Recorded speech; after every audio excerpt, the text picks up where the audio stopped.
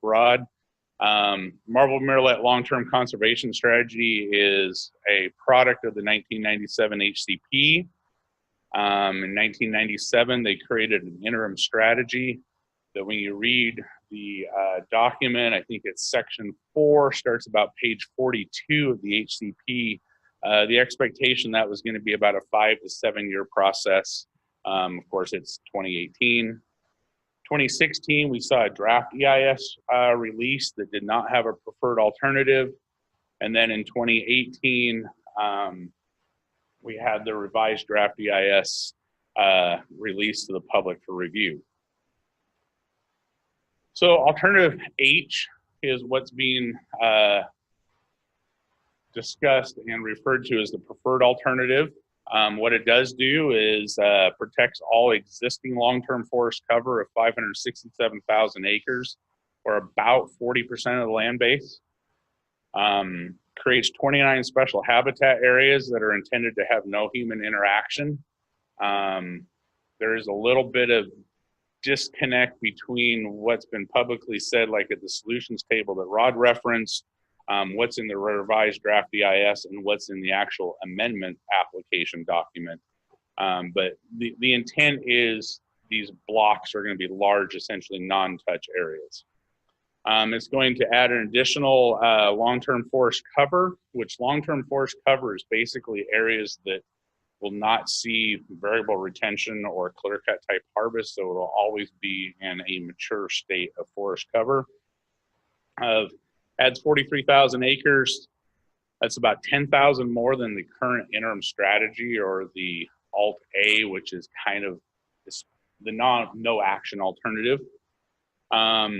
There is potential it's going to impact recreational facilities going forward. I think that's critical to also understand. This is not just about timber volume and revenue to beneficiaries, but also the other services out there on the landscape.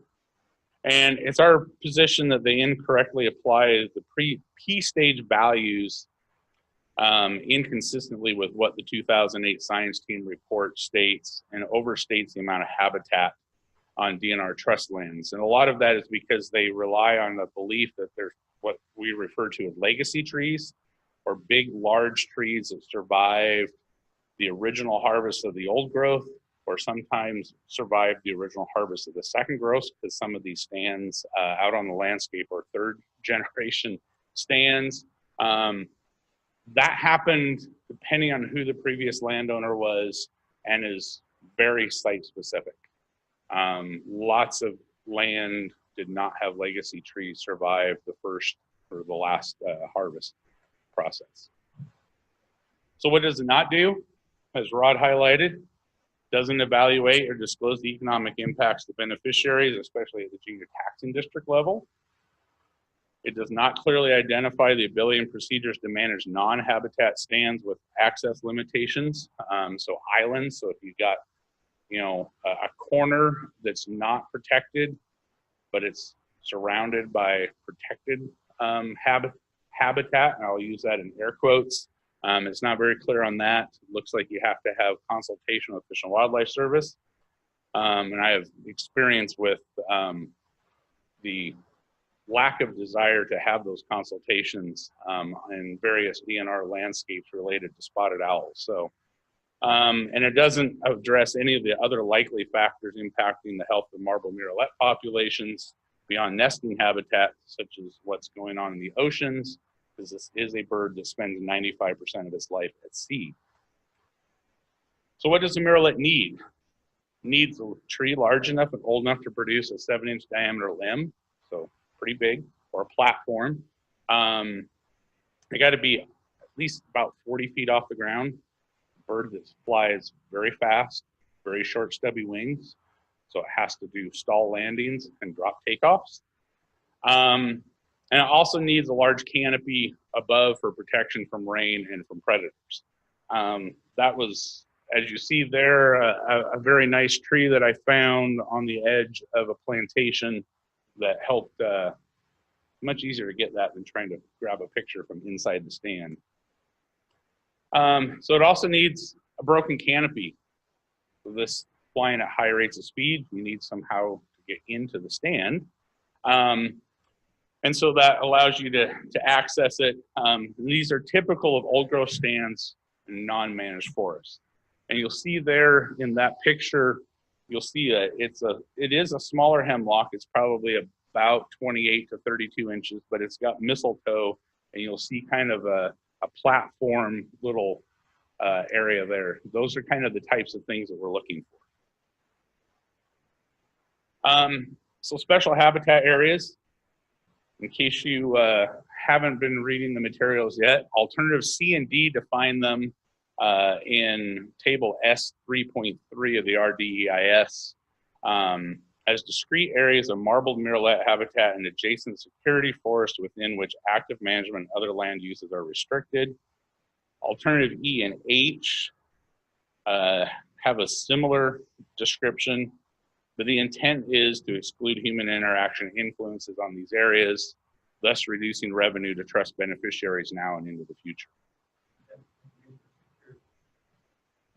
Security forest. So the question was, what's the definition of security forest?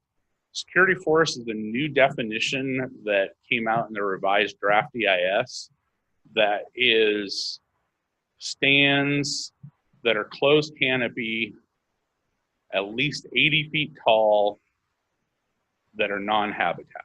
So the idea is to provide essentially a buffer to the buffer, I guess is the best way to describe it. Inside a special habitat area, yes. So where are they? They're scattered throughout the planning area, but I think Pacific, Wahkiakum, Clallam, and Skagit County are kind of the important ones. Why are we reviewing them? We think ground truthing the P-stage model is critical, and we're finding acres of young non-habitat within the SHAs. One of the early ones that came out is this one in the Browning. When I worked for the department, I burned slash piles within part of that SHA. It kind of put it on my radar pretty quick. So if you see up there, the kind of light purplish polygons, those are mapped as occupied habitat. And the light yellow is mapped as P-stage 0.25. And then the white is all mapped as non-habitat, non-P-stage. The interesting thing is, I know this block very well, the large polygon in the bottom, it's pretty much a no-brainer, as you'll see from some of the photos here. Large old stand, likely never logged. The remainder of the units, questionable in my opinion. So we thought about doing a little drone photography, but you're limited to 400 feet above the ground. So Google Earth lets you do these wonderful flyovers. So as we're going here, you'll see we're now headed south to the right. We're about to fly over that big polygon. The red line is kind of our flight path. You can see the texture is much larger canopy. Those big openings that you saw in there were actually blown into the stand in the 07 windstorm. But the important thing is to come back and look inside the amount of non-habitat young plantation. We're just flying over the other occupied polygon in that stand.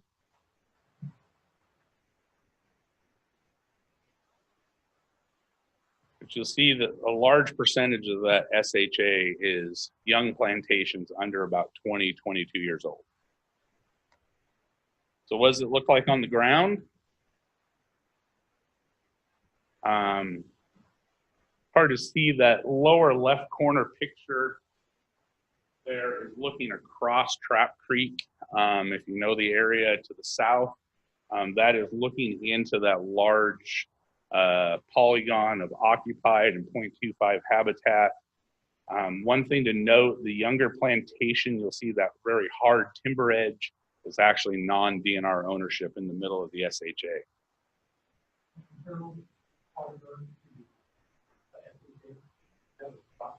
That is a rock pit, yes. No, actually, yeah, so the question was the kind of the eye in the middle, that is a rock pit. This part of DNR's ownership is very rock poor. In fact, a geologist went out there one time and his response was, you have really hard mud. So that is the geology of the area. There's a lot of volcanic upwelling back in geologic time, and that's a rock pit, and it's very limited resource. And so we believe that that polygon's been cut out, but we haven't gotten clarification yet. Well, that's the other challenge. That rock pit is also on the main haul road that accesses a good portion of that block of timber for DNR that's outside of the SHA. So it's not completely clear. Like I said, the amendment and the RDEIS are a little bit of disconnect. The amendment would imply that keeping those roads open and using that rock pit will be allowed. The RDEIS, I'm not necessarily getting that same message out of it. So Clallam Bay, I won't spend a lot of time on this one, but there's a bigger blow up of the P stage. In the upper, kind of right about where the face is, would be the nose and, you know, the mouth of the kid screaming at his Xbox. I don't know what that's like. It's about 100-acre occupied stand, and the rest of that is a mix of modeled P stage, as well as the white you'll see is mostly young plantations.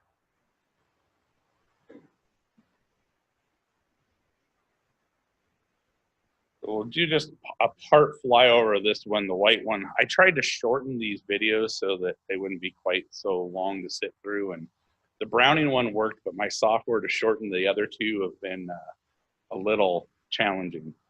So this valley that we're flying over right now was railroad logged.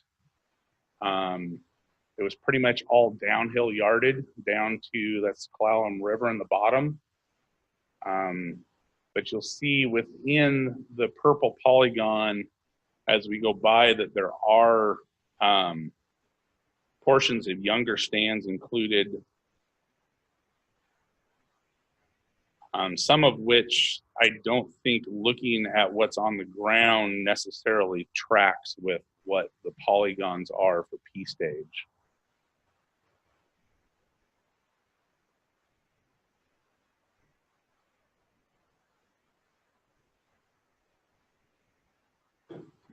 So far here, everything is, we're coming back around to the, just starting to kind of fly back up the valley there, going into the white area of the shoe, almost, not quite there. That kind of very young opening right below us here is actually mapped as P stage habitat on the map.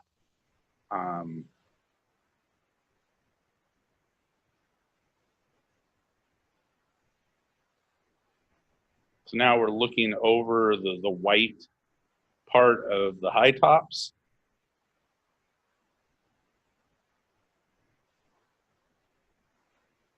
And it's important to note as you look at these, the texture of the canopy as we go over, because you can learn a lot about the texture as far as how dense it is, how big the crowns are, really how tall the trees are, if you kind of know what you're looking for. So now we're flying back east down the Clallam River. And we're turning back over, and now we're looking at that first white polygon that's in the middle of the map.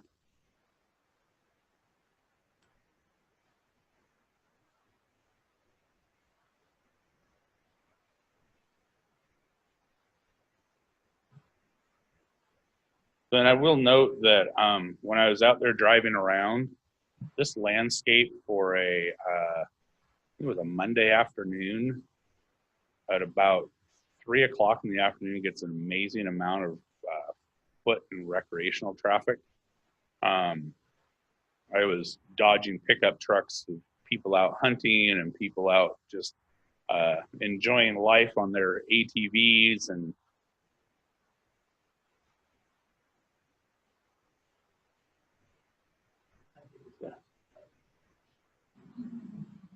I'm assuming they were looking for the deer and the elk that I never saw, but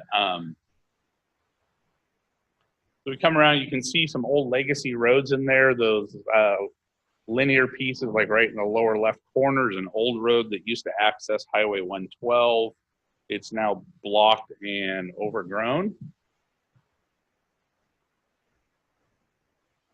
And there we just came back looking.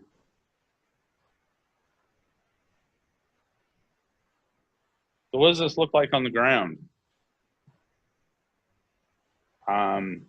As you can see, obviously that upper corner, upper picture is that big clear white spot in the middle of the polygon.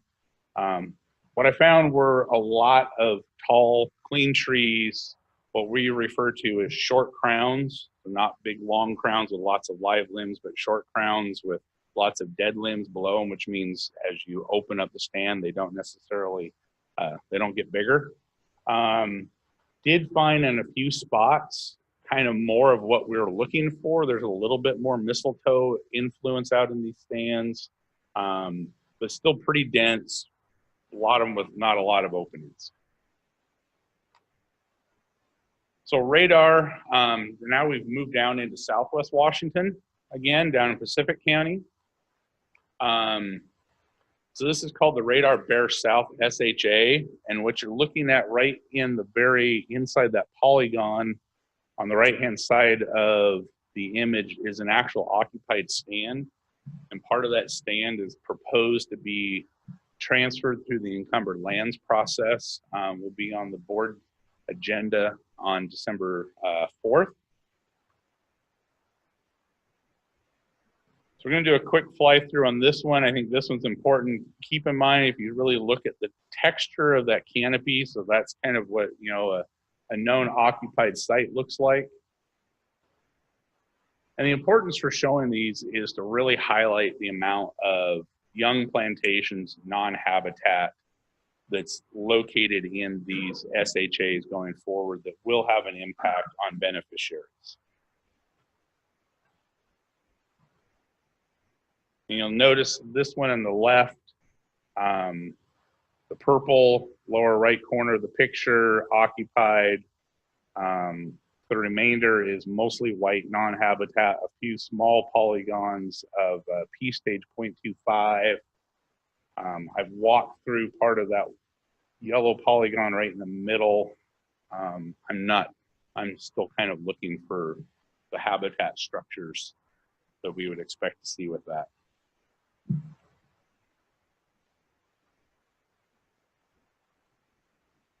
You can see a lot of younger plantations. One thing to keep in mind, especially in this landscape, hemlock oftentimes doesn't grow to an old age.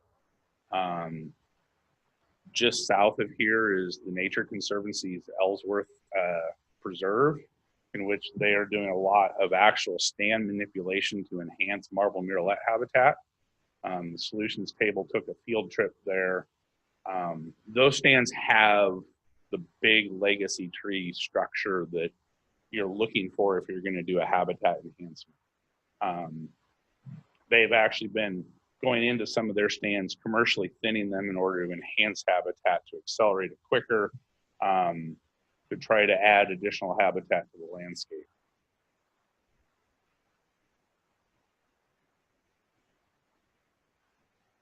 We also note on this one, we have a power line that runs right through the middle.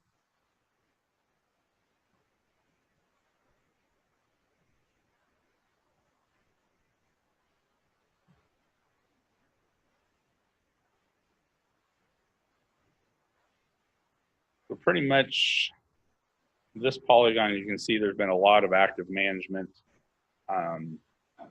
This landscape, I will also see an additional significant reduction in volume to Pacific County beneficiaries going forward. So, and I don't know why we're just going to jump past this slide because somehow it got in there twice. So what does this one look like on the ground? Once again, lots of young plantations, tall, dense, very what we refer to as clean trees.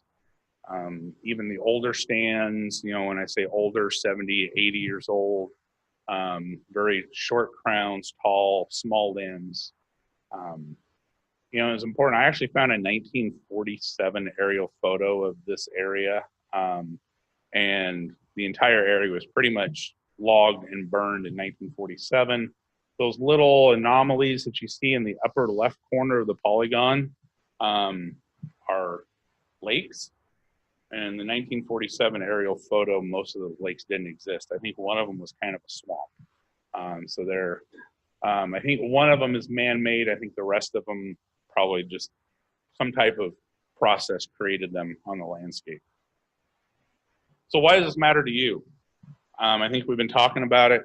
County roads, fire districts.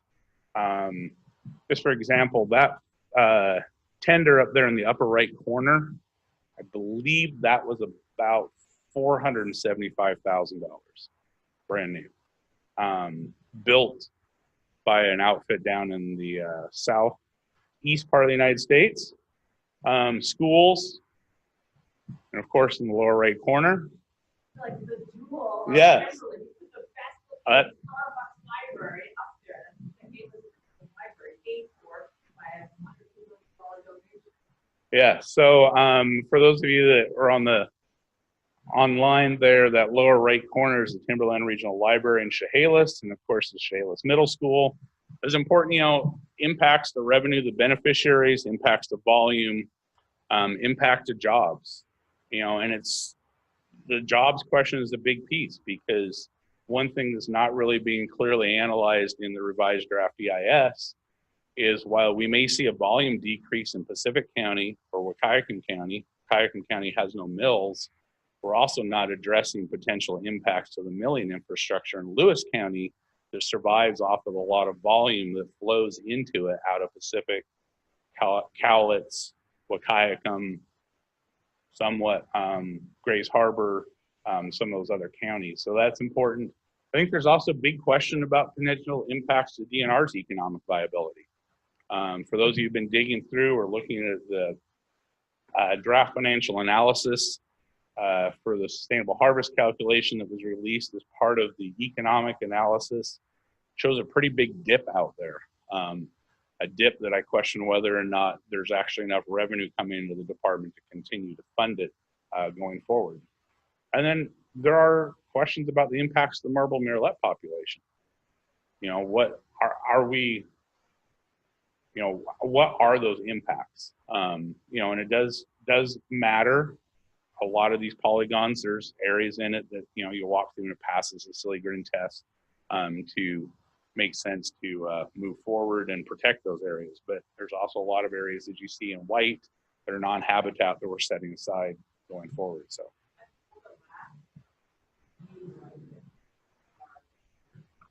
Somebody brought up my voice carry enough. Somebody brought up the search or the study that's going on is at Oregon State University. And so how does that play into it?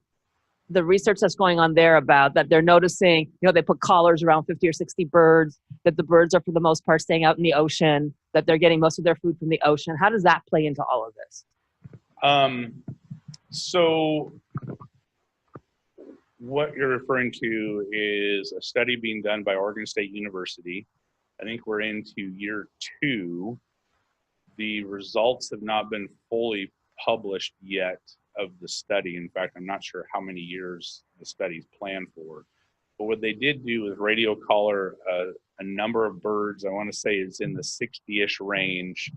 The first year, what they found was a high percentage of those birds never attempted to come into nest. They actually found reportedly one bird up off of Cape Flattery, or Cape Disappointment up off of the north coast of Washington, and another bird down by Cape Mendocino down in California. So that was kind of, I think, another aha was these birds are also moving, transitioning up and down the coast, which to me, you know, makes sense. You know, if I want to go to the grocery store to stock up, I go to where the big grocery store is. I don't go to my little mini mart, even though it might be closer. So that's one thing they're finding. The second year studies have also found, I think, similar transitions. They did find, apparently they have a video camera posted on a nest, and it was the first documented predation by a red-tailed hawk. So there's a lot of interesting things that the study's coming out with, but I'm not sure of exactly when that study will be finalized.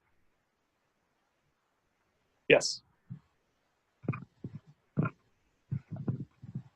So I was studying the population viability analysis recently. And so it looks at the number of females now versus 50 years from now. And under option H, the preferred alternative, the number of females drops by 69.6%. So it's like, wow, we're doing all of this and this bird is heading straight down. Well, almost straight down. Option B, the decline was 70.4% over the 50 years. So it's like the difference between option H and option B is very significant to communities and beneficiaries. The difference to the bird, in at least under the PVA, is, I would say, insignificant. In fact, to me, it seems like if we did option B and a much more assertive habitat enhancement program on existing conserved lands, we ought to be able to beat the results of option H. Did I get those numbers right? I believe so, yes. It's been a little time since I've dug into the population viability analysis. But I think two key takeaways that were highlighted when that first came out and in the most recent updated version is, one thing you have to keep in mind, the values on the axes had to be expanded out significantly in order to actually see the difference between the trend lines of each of the alternatives. When plotted at a normal scale, it was a solid black line because they all overlapped. I think, you know, that's one of the questions to me as a forester, you know, who thinks about how can we manipulate stands, because we do it all the time on, you know, Forest Service ground to try to enhance and accelerate habitat development, is setting these big polygons aside and walking away. Is that the best thing for the marble murrelet? You know, one thing that you'll notice on Rod's big picture was that there were a lot of green squiggles. Those all riparian areas. One thing we've heard repeatedly about riparian areas is that they don't provide quality habitat for marble murrelets. Yet I can go through and find lots of riparian areas that are mapped as occupied murrelet sites. So I think you are on, I think, an interesting path that's not been explored, is the fact that all of these alternatives essentially have very little significant change in the ultimate outcome. So what really is out there that we could be doing to find a better outcome and solution for both the marble murrelet and for the beneficiaries and for the industry that survives off of the volume from that program? And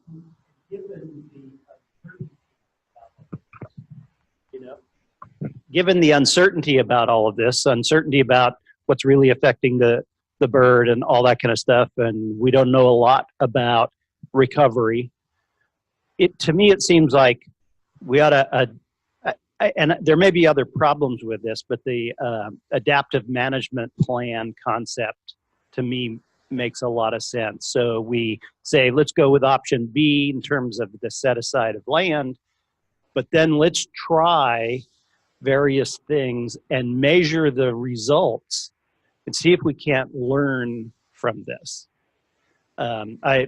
The analogy that I used when at the solution table was long ago, the feds created a program called CREP, Conservation Riparian Easement Program, and basically paid farmers to reestablish wild grasses and the native plants that improve the water quality.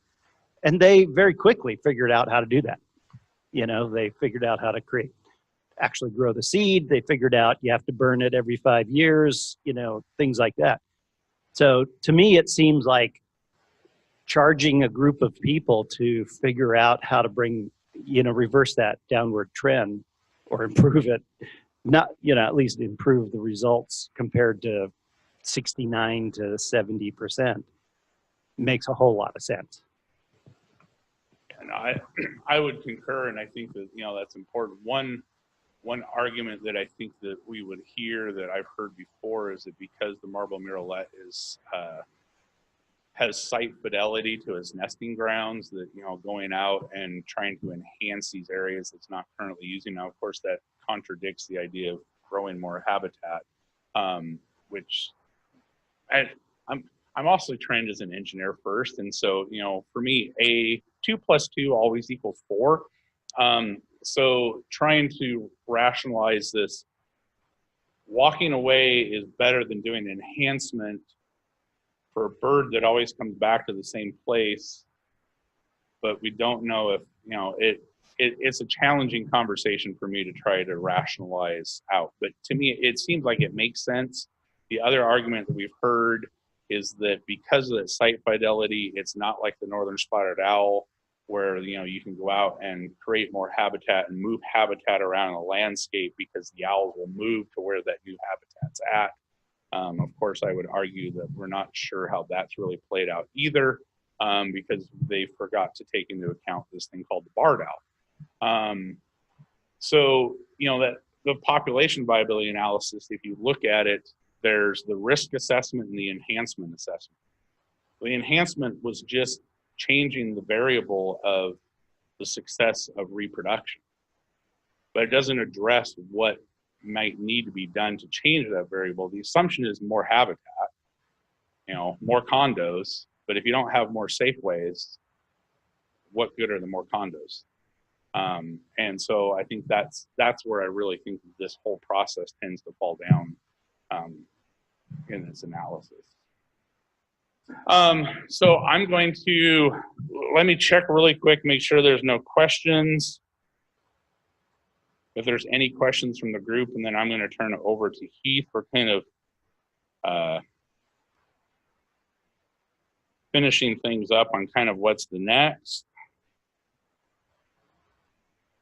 So there are no questions been sent via text and none sent via email. So yeah, if I can, I have one question. Since we're talking about populations, most of the time that I looked at the different papers that were referring to the population surveys that have been done since the HCP was put in place. Well, first of all, the first discussion in 1993 was that they thought there was about 5,000 birds in the state of Washington.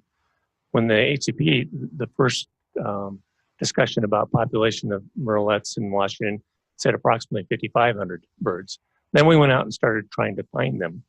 In the first year, you probably remember that in Washington, in the 2 zones, it was over 10,000 birds. And then it went up from there a little bit until it started going down. And it says in the reports that we're at a 3.9% decline per year. Also, in other places, it says like 4.4%, but I'm not sure exactly which one they're working with. But if you look at it on a bird basis per year, it goes up and down kind of the same way as the revenues for the junior taxing districts. And it's on a downward facing scale, but up and down, up and down.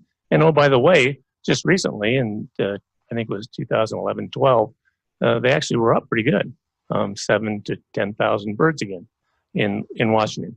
Now, if you look at the way that they survey for the birds, I can understand it. I mean, they're on boats and they're trying to find them on a cross section out in the open waters, and I certainly can understand how you can or can't find the birds. But my question is, we always talk about density of birds on the water when we're talking about how it's declining. We don't ever talk about what the real number of birds are, and that whole thing of, certainly if we think to start with didn't have any birds, but we went out and looked, we have them, then we're going to be declining right from the get-go. So I don't know if that, I mean, I certainly can understand, since it's an ESA issue, that we have a bird with a declining population. It just seems to me that it is so variable, it's hard to make sure that the only thing that we will know for sure is we're going to reduce the revenues to the different trust beneficiaries. Yeah, I think, if you look at the monitoring reports for the Northwest Forest Plan, where they do the monitoring and the at-sea surveys, one thing to note is the confidence intervals for all of those overlap. So, statistically, that starts to create some problems with, in my mind, of actually trying to identify true trends. And you're right, we are controlling for one variable, potential suitable high quality nesting habitat, without looking at the myriad of other variables that could be influencing those changes that you're seeing in those assessments, which is, birds moving, the changes in forage conditions in the ocean, some changes, on uplands. So it's a real variable thing, but you're right. The one thing we do know is we're setting more land aside, which will reduce revenues to beneficiaries going forward. So Heath?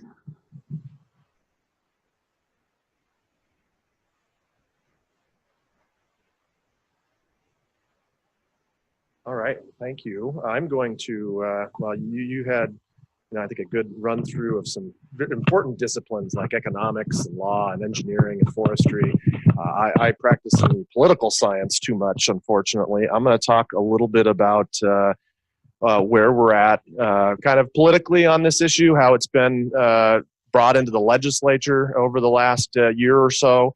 There has been a lot of interest in the long-term conservation strategy. So on October 30th, 2017, DNR received a letter from 12 legislators, essentially in support of Alternative B, essentially making the case that the plan with the least possible impact to the beneficiaries should be something that DNR looks to move forward with the U.S. Fish and Wildlife Service.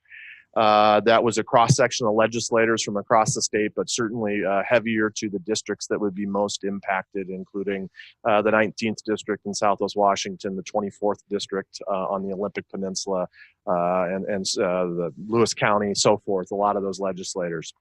On November 17th, 2017, the House Agriculture and Natural Resources Committee convened a work session, sort of a hearing on the long-term conservation strategy, and DNR came up and presented on the long-term conservation strategy, and then several there were beneficiary representatives there as well that kind of provided their perspective.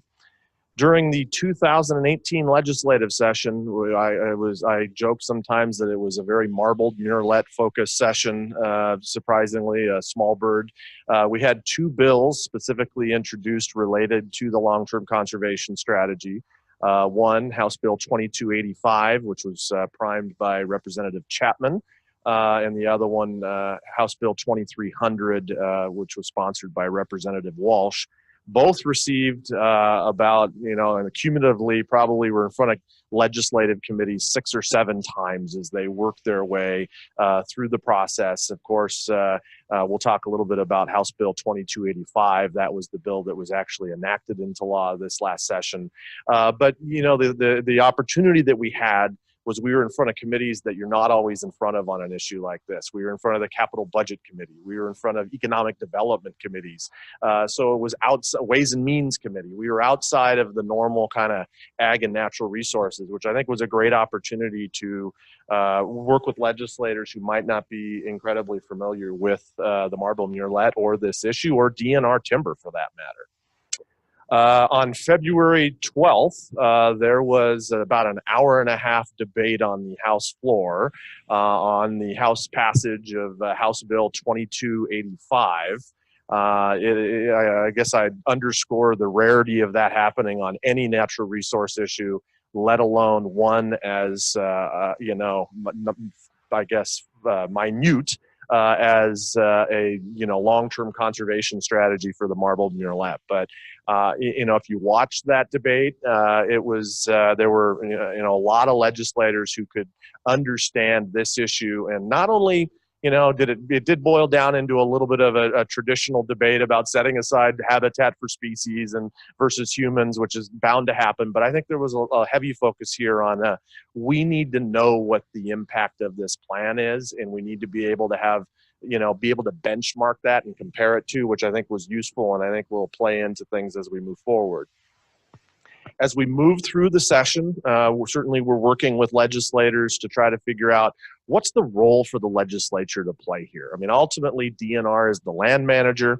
They are out negotiating this with the Fish and Wildlife Service, but what is the role the legislature has to play? We did have an amendment that was attached to the Senate version of the supplemental operating budget, which would have required DNR to submit alternative B to the Fish and Wildlife Service, along with any preferred alternative that the department, you know, selected.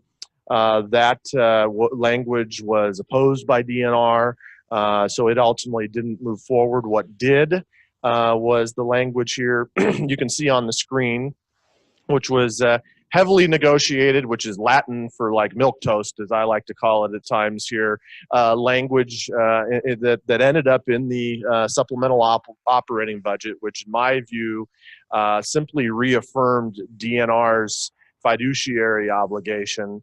As one of the people involved in this language, I can tell you even the suggestion of adding in there that, you know, there shouldn't be set-asides above and beyond the legal requirements of the ESA and the HCP was something that DNR had concerns with. So this language ended up being, you know, rather negotiated, but I think it was important because the legislature here clearly signaled its concern that any long-term conservation strategy, you know, not exceed what the DNR's obligation is under the Endangered Species Act. So I think it sets us up very nicely heading into the next session. We talked a little bit about House Bill 2285. That bill was adopted. It requires a losses and gains report annually to be submitted to the legislature on, you know, either the preferred alternative or as we move forward, whatever alternative is being considered by the Fish and Wildlife Service until one is eventually adopted. It requires recommendations to the legislature to mitigate the impact of those losses and gains. And then it calls for annual committee work sessions on that information to be provided. So I think Rod and Matt did a pretty good job talking about the concerns with the initial economic analysis, this losses and gains report that was provided, how it really looked at counties as a whole, and it really masks over some of the more localized impacts.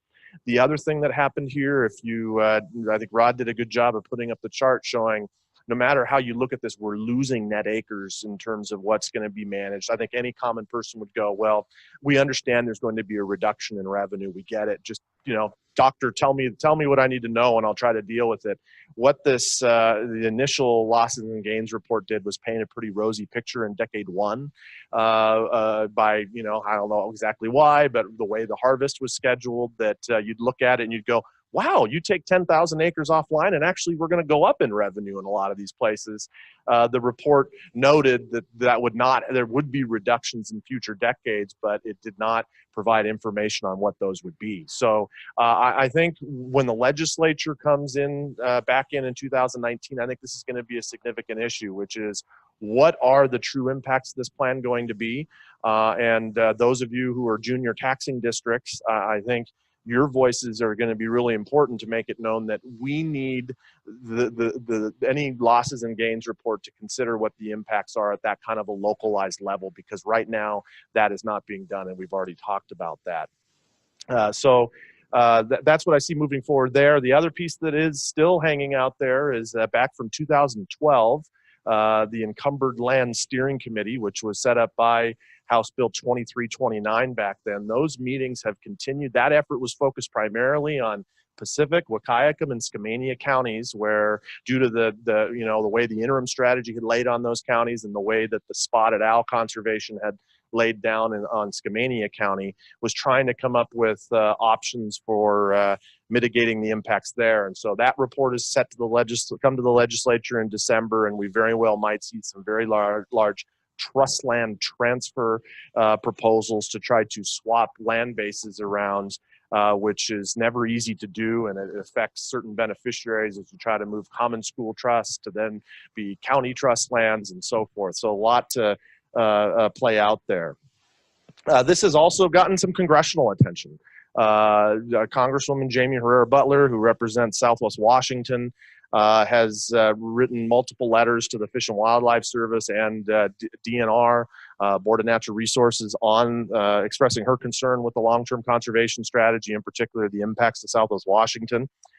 She also offered an amendment that was included in the House version of the fiscal year 2019 Interior Appropriations Bill that essentially prohibited Fish and Wildlife Service from considering or adopting any long-term conservation strategy that sets aside lands in excess of those identified as occupied habitat, existing old growth stands that will become old growth within the next 70 years, and associated buffers. So it gets to this very issue that I think we've talked about a lot with the kinds of younger forests that are getting swept up in some of the SHAs, and questioning whether what the benefit of those is going to be.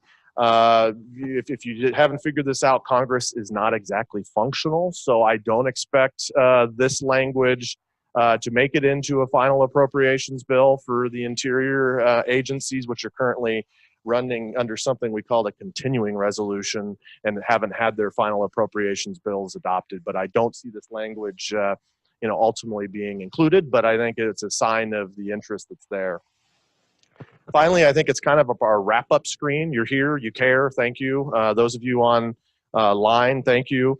Kind of what can you do? I think that's what a lot of people want to know, and that's what we want to try to encourage. So, of course, comments, they're due on December 6th. We were successful in getting a 30-day extension of that comment period, I think, which was really, really important to provide more time for the kinds of analysis that have occurred to take place.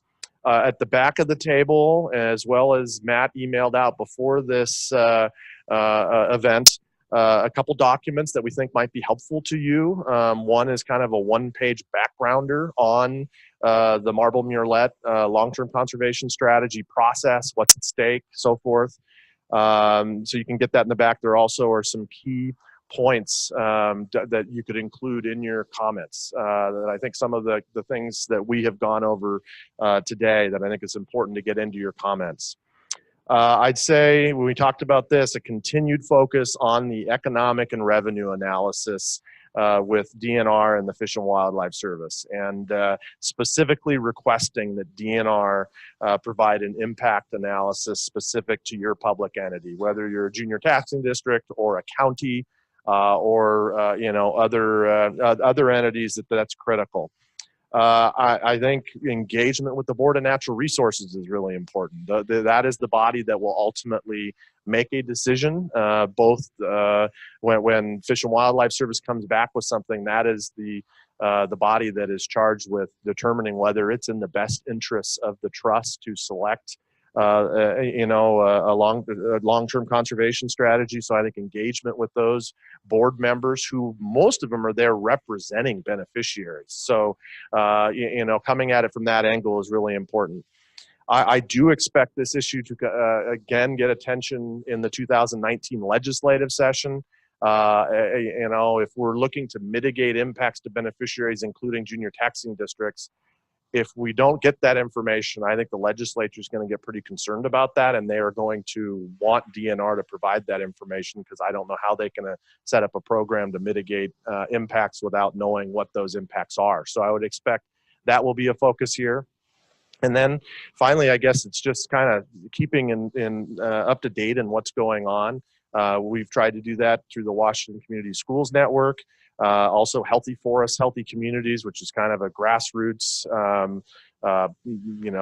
earned media effort, advocacy effort, is involved in trying to generate kind of grassroots comments on this plan. Because we know, frankly, that the environmental community will do that on the opposite side, just pouring in hundreds, if not thousands of comments about just protect the more habitat, that'll help the bird, kind of as simple as that. And I think what we're trying to do is get more information out.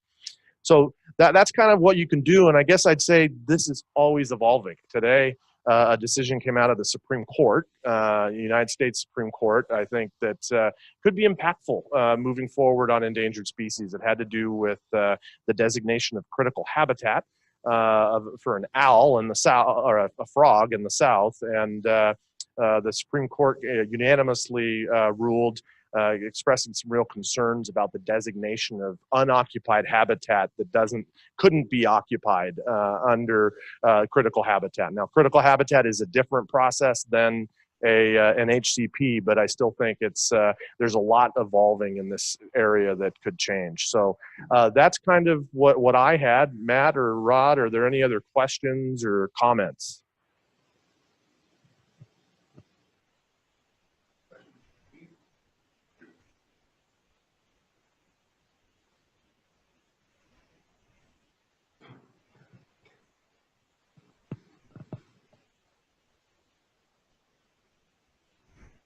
One question was to share with you.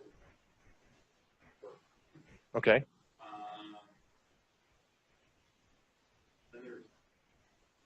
Then there's a question about legislation. If you know, or if anyone knows, if there'll be an effort to memorialize in legislation of the legislature being the trustee of the estate. I'm not sure, but I know there are some interested legislators who are, looking for what they can do. So how that would look is, I think, a question mark, but there are some legislators in key positions, committee chairs, who are very concerned about the impact of this plan and want to make sure that we get it right as a state, that we do right by the communities, that we do right by the species, which I think is everyone's goal. And I think those legislators are looking for alternatives. So honestly, if you have ideas, number one, go to your legislators and tell them you're concerned. Number two, if you do have ideas, go to them as well. You'd be surprised how many things start out with constituent concerns and comments in terms of bills moving forward.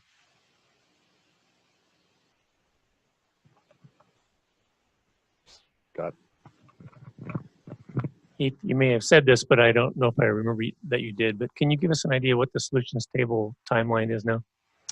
And actually I might let Matt answer that, because I think Matt or Rod, some of these other folks may know that better at this point, or Brian, do you want to do it?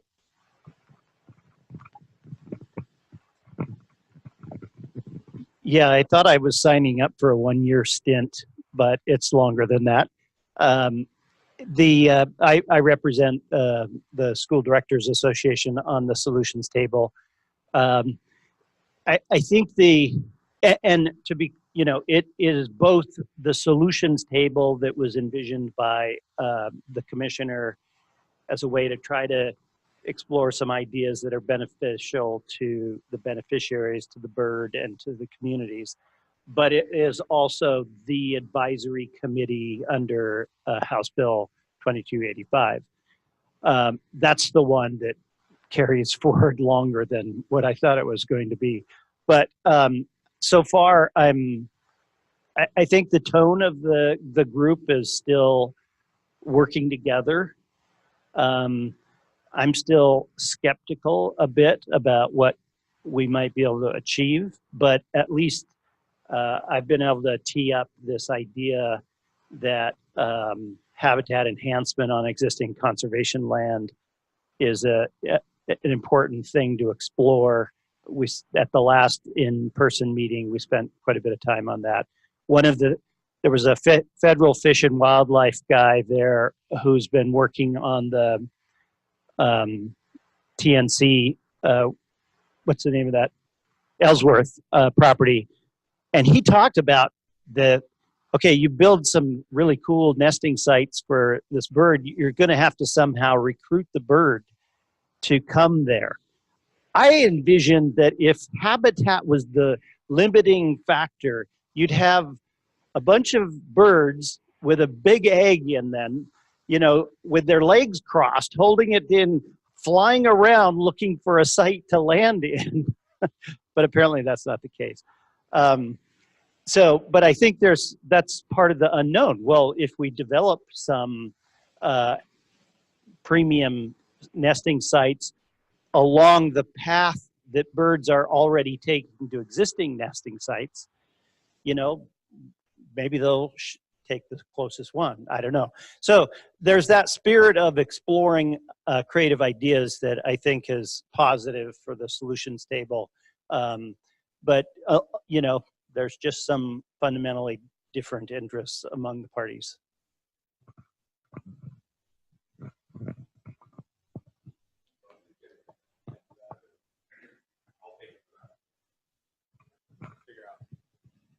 I do think one of the challenges with the solutions table is that in the RDIS, it's referred to as a potential site source to deal with mitigation issues. Yet, to date, I'm not convinced the solution table has been given all the depth of the problem to figure out what they're mitigating. And efforts to try to point that out by a few of us in the audience, I would say, have not been well received by others.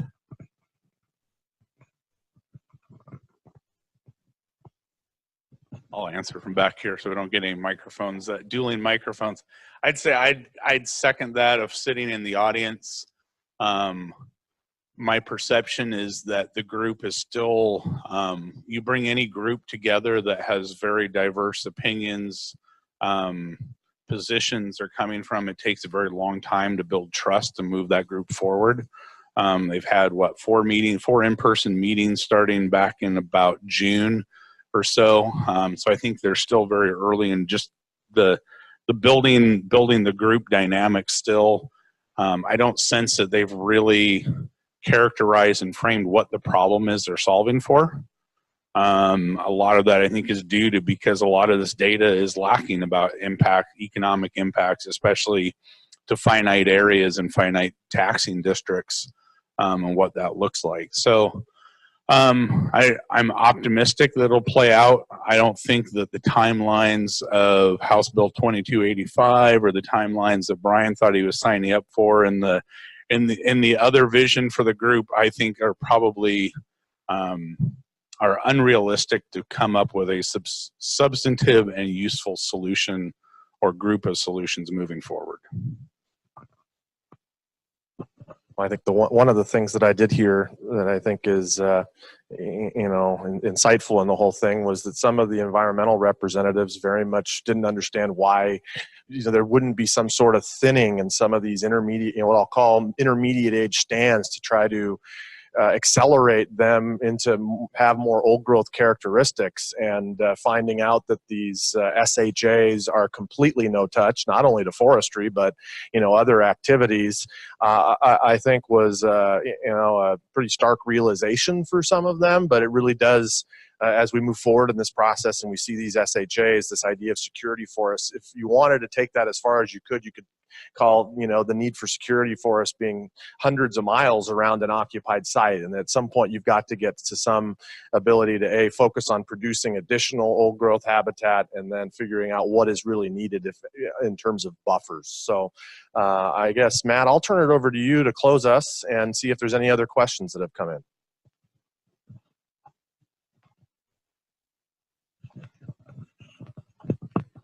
Okay, so to kind of wrap up, I've not gotten any of my other questions in remotely. So I think there's another point there that I was going to follow up on from what Heath was saying, but the one pager I think is a good start for your organizations in framing your comments. I think it's very important to get as many of the beneficiaries engaged. We are slowly growing our numbers of those engaged, but if any of you know of others who have not become engaged, I would encourage you to reach out to them. Rod, I'm going to put him out there, myself, Heath. We've got a pretty deep team at AFRC that are more than happy to assist you if you have questions as you're developing your comments going forward.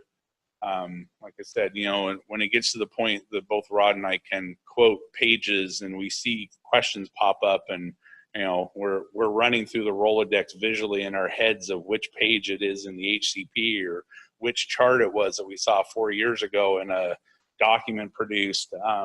You know, you have resources there to help you craft those going forward. You know, and I think the key thing that's unique to your organizations is highlighting the benefits that you guys provide from these revenues and what you will not be able to provide by losing those revenues. You know, having served in a rural fire district that was actually very healthy financially, at times there were, you know, there are financial burdens on a fire district, a volunteer fire department. If your EMS, emergency medical services program, is provided by the local fire district, guess what? They have to pay for all the EpiPens that they have to carry on their apparatus. Those get changed out every year. They get expensive. Keeping up to date on breathing apparatus, keeping up to date on modern fire equipment, it's expensive. Keeping up to date and keeping, you know, relative in the modern world of technology for libraries is expensive. And so highlighting those things going forward, I think, is critical as you think about developing your comments. You know, AFRC, of course, you know, being tied heavily to foresters, a lot of our comments will be pretty detailed about forestry, but I think, you know, the highlighted part is the failure in SEPA and NEPA to adequately look at the economic impacts to rural communities throughout Western Washington, and what that means going forward, I think needs to be, you know, highlighted, and the beneficiaries need to make sure that you stand up and make your voices heard. You know, and Heath is right. Talk to your legislators. Ultimately, the legislature is the trustee of these lands. DNR is the land manager. And so, you know, engage them. But there are a lot of very interested legislators throughout Western Washington in this process. I can tell you that the impacts that we're seeing through the Encumbered Land Steering Committee that I serve on, really when you start digging into just doing even simple back of the napkin calculations of the economic impacts and the loss of revenue, we're not talking tens of thousands of dollars, we're talking hundreds of millions of dollars by the time this all adds up. And at some point back in that work session that Heath highlighted back a couple slides back, let's see if I can go back. At November 17th, 2017 work session, there was a question put to DNR, who was going to pay for that economic revenue impact? And DNR did not answer the question. So with that, thank you. If you have questions, I can send out, I can turn these presentations into PDFs and send them out. And we have the handouts. Like I said, if you have questions, you have my contact information, email, phone, text. I am more than willing, though limited time-wise, to more than happy to jump on the phone, and we'll fit in-person visits in your local localities if we can make those arrangements happen. So any further questions?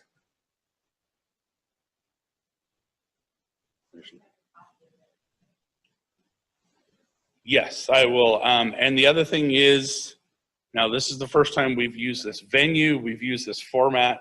We're supposed to be getting a recorded version. So we're hoping to be able to share that. I know Tuesdays, middle of the day, are rough for some county commissioners because they have commissioner meetings.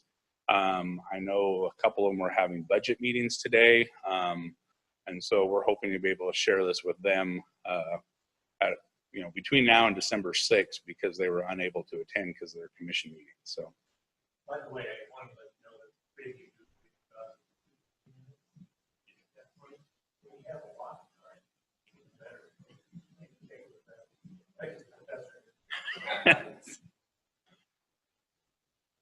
Okay, with that, we'll adjourn. Thank you.